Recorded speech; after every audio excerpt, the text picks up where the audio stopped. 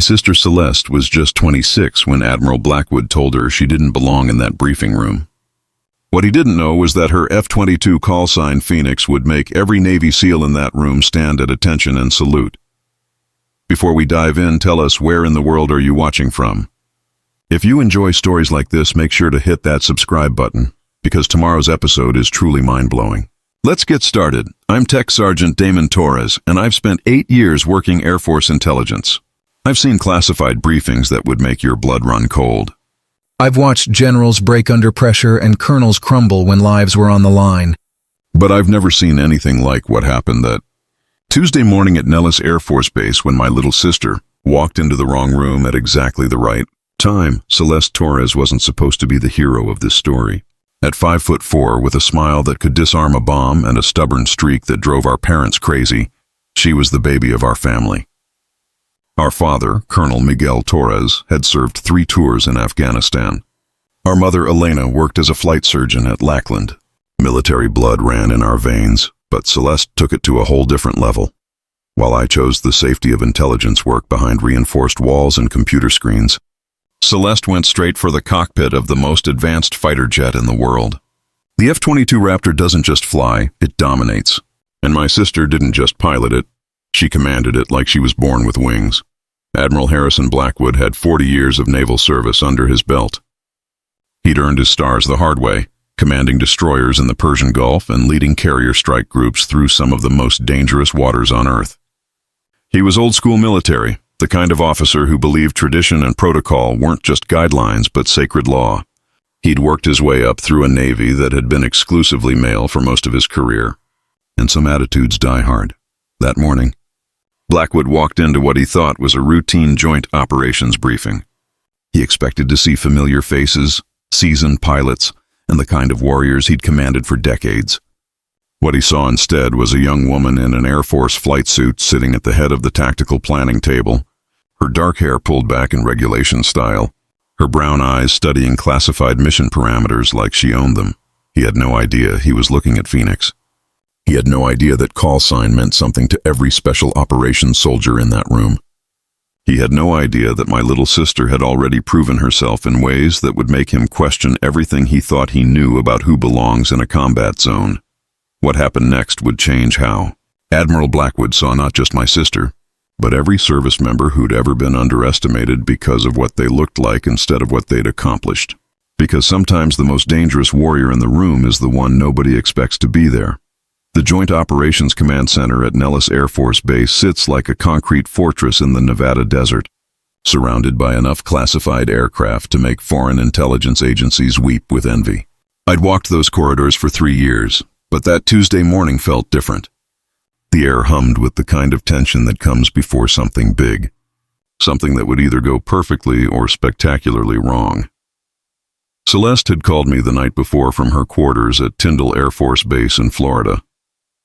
She'd just finished her final training flight before flying to Nevada, and I could hear that familiar edge in her voice, the one she got when our father used to challenge us to impossible tasks in our backyard. "Damon, you know how Dad always said earn your place twice, prove it 3 times? Yeah, why?" I'd asked, though I already knew this wasn't going to be a casual conversation. Tomorrow I find out if 3 times is enough. Our father had drilled that philosophy into us from childhood. Colonel Miguel Torres didn't believe in participation trophies or easy victories. When Celeste wanted to try out for the high school football team, he made her train twice as hard as any boy. When I struggled with advanced mathematics, he sat me down every night for 2 months, until I could solve calculus problems in my sleep. He prepared us for a world that would demand more from us than from others, and we learned to deliver. But Celeste had always taken it further than anyone expected. While other kids played video games, she built model aircraft and studied aerodynamics textbooks our father brought home from base. At 16, she was already logging flight hours in civilian aircraft. At 18, she earned a full scholarship to the Air Force Academy. At 22, she graduated 3rd in her class and went straight to pilot training. The F-22 Raptor program accepts less than 1% of applicants. The aircraft costs more than most people make in 10 lifetimes, and the Air Force doesn't trust it to just anyone. Celeste didn't just qualify, she excelled. Her instructors called her a natural, but I knew better. Natural talent doesn't get you through 18 months of the most demanding flight training in the world. Obsessive dedication and an absolute refusal to accept failure does. 3 years into her F-22 career, Celeste had logged more combat flight hours than pilots with twice her experience. She'd flown missions over Syria, Iraq, and Afghanistan. She'd provided close air support for ground troops and performed reconnaissance flights that I couldn't discuss even with my security clearance. Her performance reviews read like fiction, filled with words like exceptional, outstanding, and irreplaceable. The briefing that Tuesday was different from anything she'd done before. Joint operations between Air Force, Navy, and Special Operations don't happen often, and when they do, it's because something has gone very wrong somewhere in the world, and traditional solutions aren't working. Celeste had been handpicked by her commanding officer, Colonel Patricia Walsh, who'd flown combat missions in Desert Storm and knew talent when she saw it. But being selected for the mission and being accepted by the team were two different things entirely. The Joint Operations Command Center would be filled with Navy pilots who'd been flying longer than Celeste had been alive.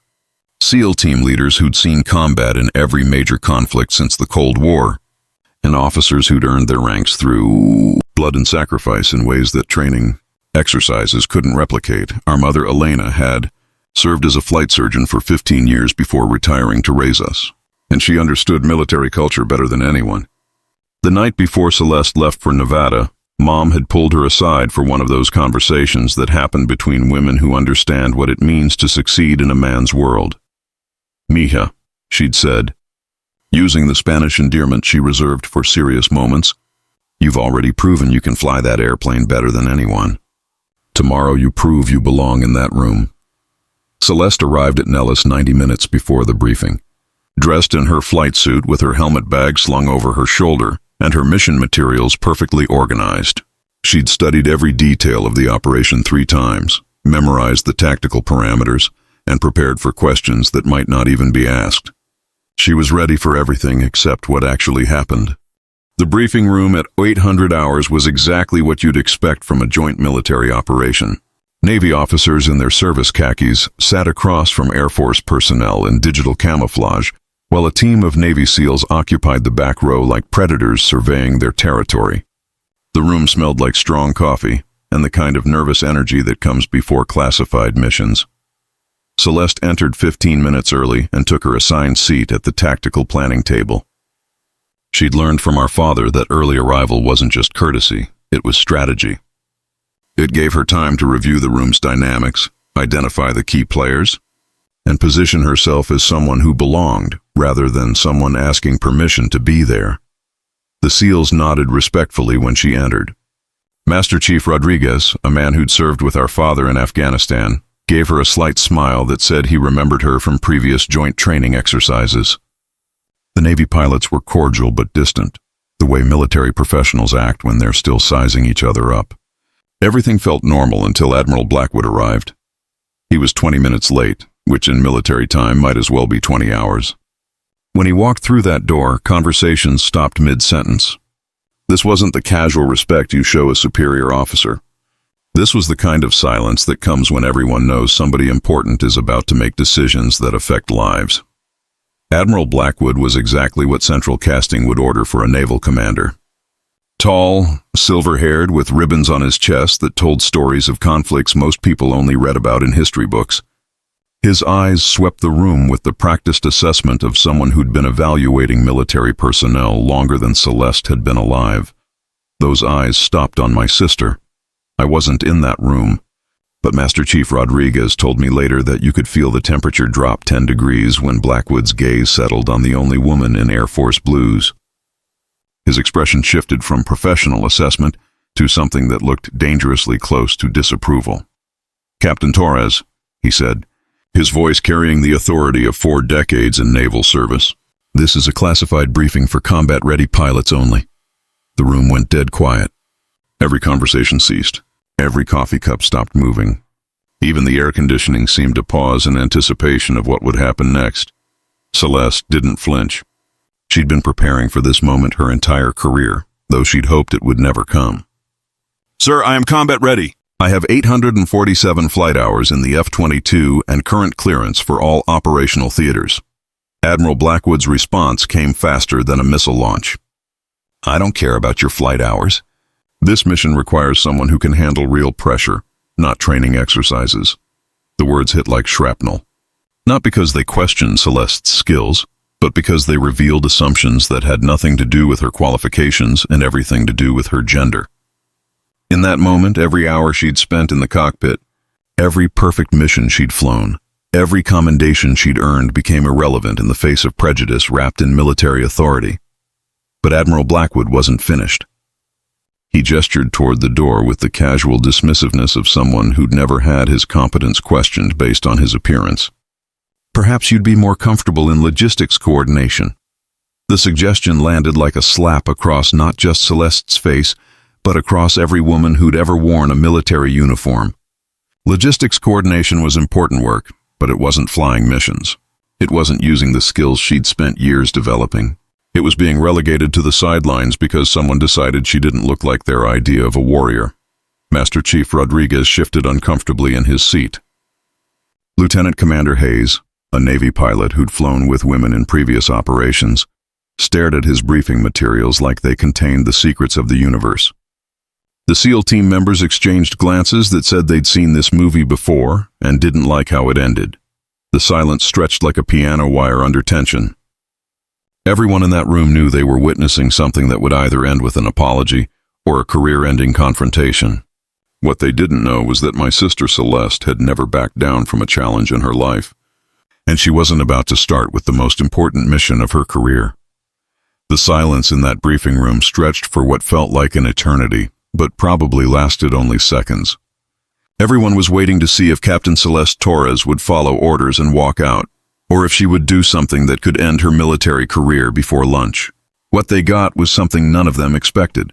Instead of leaving or arguing, Celeste stood up straighter.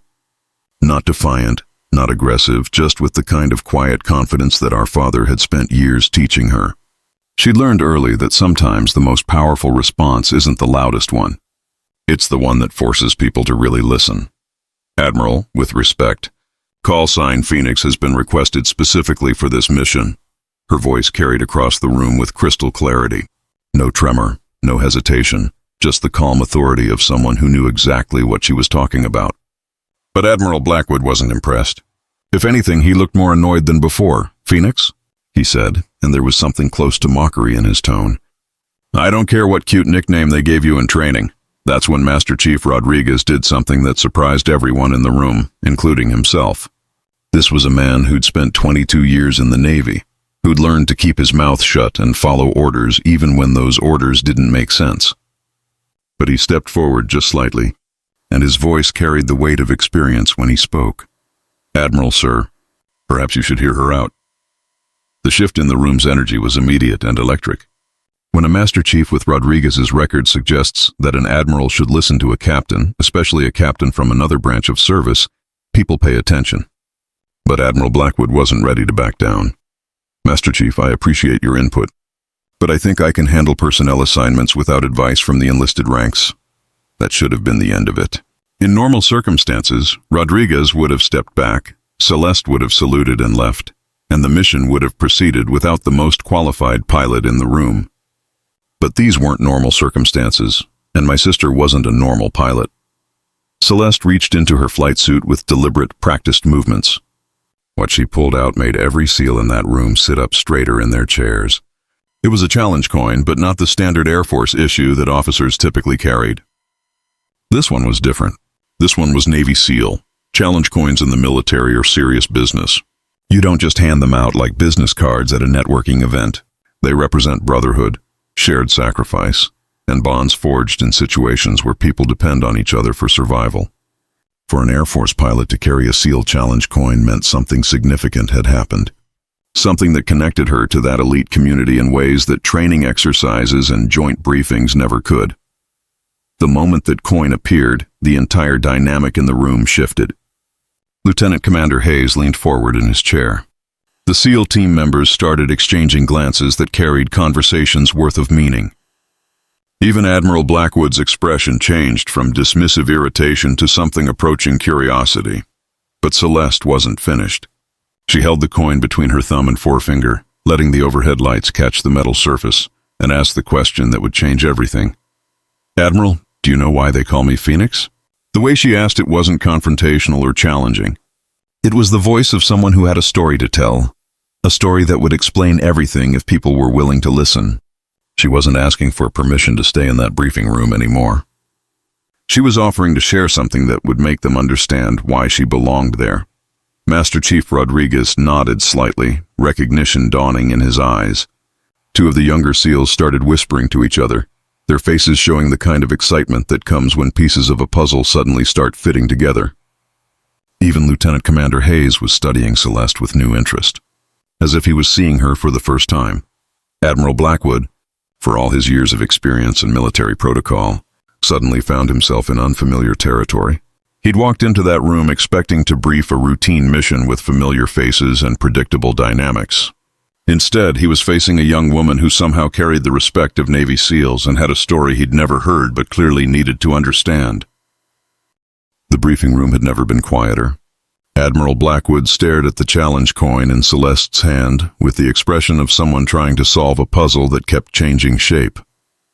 He'd commanded naval operations across 3 decades and thought he knew every story worth knowing in the special operations community. But this Air Force captain was holding evidence of something he'd clearly missed. 2 years ago, Celeste began, her voice steady as a laser guidance system. Operation Crimson Tide. 6 Navy SEALs pinned down in Syrian territory, 15 kilometers behind enemy lines. Their extraction helicopter took a rocket-propelled grenade and went down in flames. No backup extraction available for 8 hours.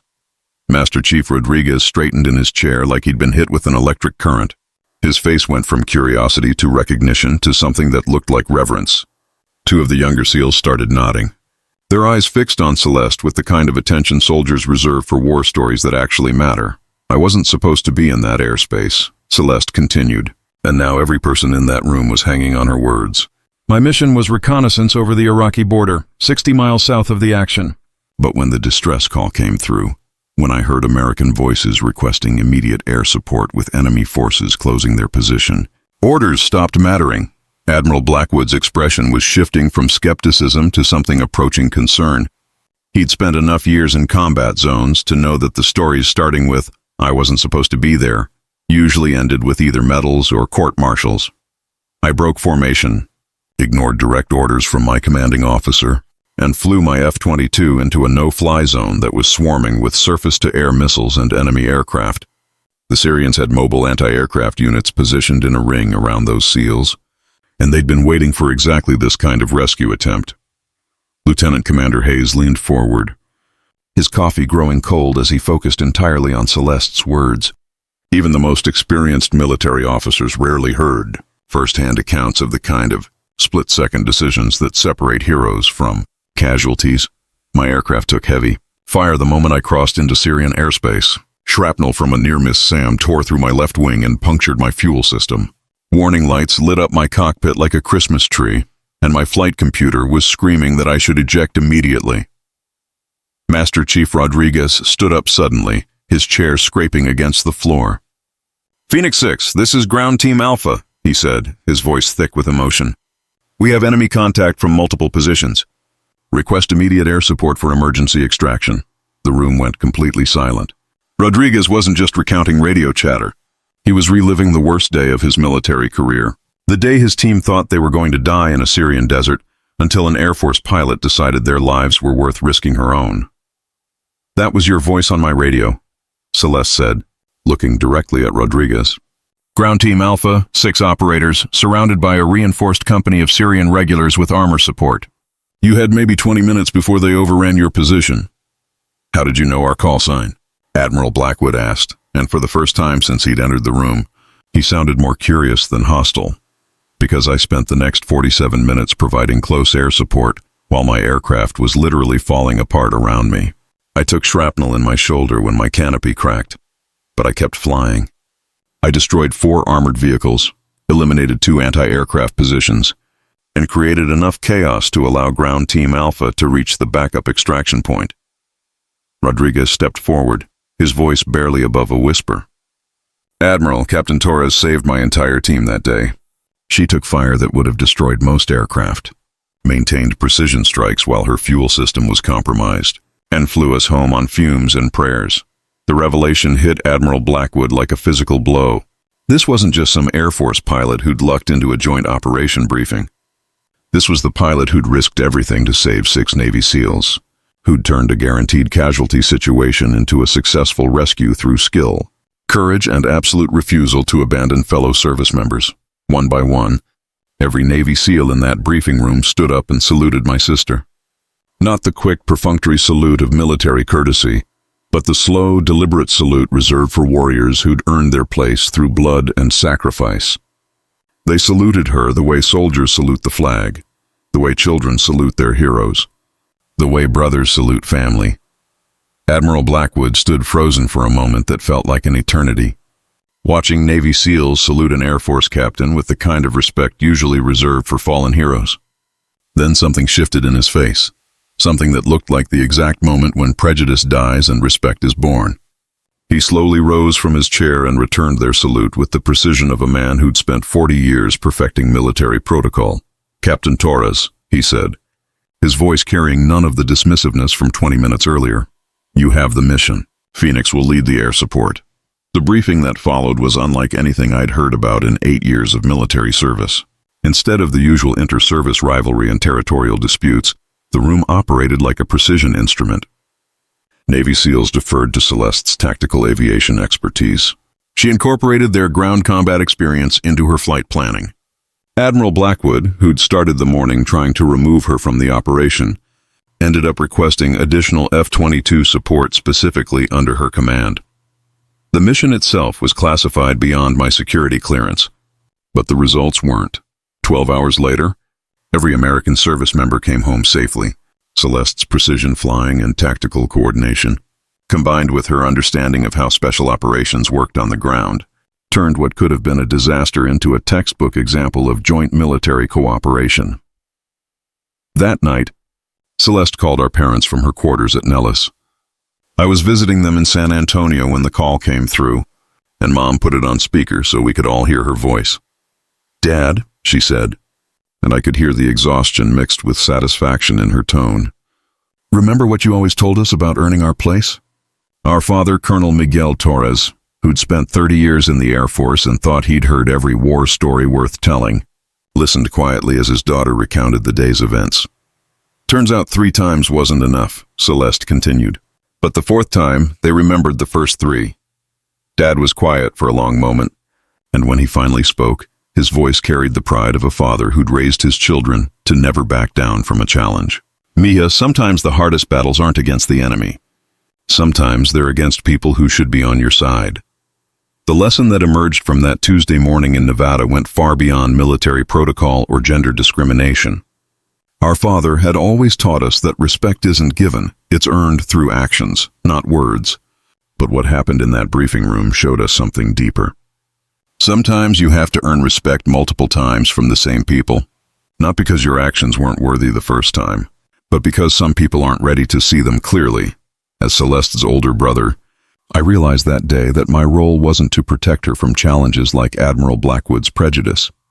My job was to support her while she proved over and over again that her gender had nothing to do with her ability to save lives and complete missions that others couldn't handle. 6 months later, Admiral Blackwood personally recommended Celeste for the Air Force's Advanced Tactical Training Program.